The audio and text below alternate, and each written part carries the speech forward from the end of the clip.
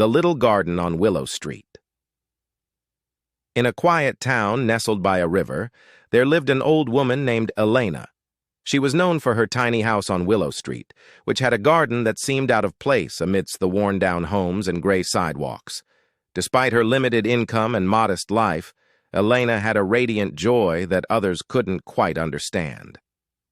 One summer afternoon, a young man named Thomas moved into the neighborhood.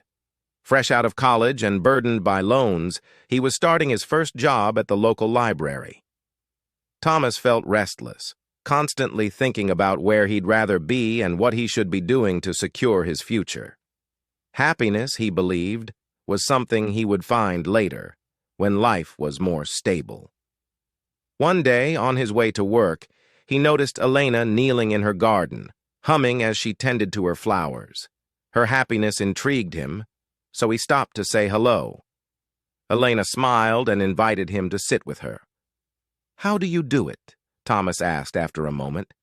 "How do you stay so happy here, in this small town with so little?" Elena chuckled softly. "Ah, dear, happiness is not found in what you have or where you are. Happiness is something you decide to bring with you." Thomas felt confused. "But don't you ever wish for more?" Elena nodded. "There were times when I wished for many things, but over the years, I've learned that the more I waited to have things, the further away happiness felt.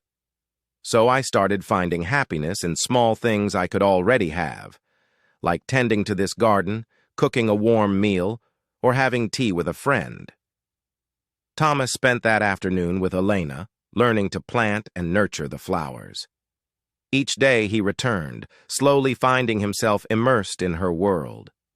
Over time, he began to notice the beauty in simple things, the warmth of the sun, the colors of the flowers, the joy of a good conversation. Months passed, and one day Thomas found himself humming, just as Elena had. A passerby asked, "How are you so happy with so little?" Smiling, Thomas echoed Elena's words. "Happiness isn't somewhere far away. It's something you decide to bring with you right here." And for the first time, Thomas truly understood what it meant to be happy.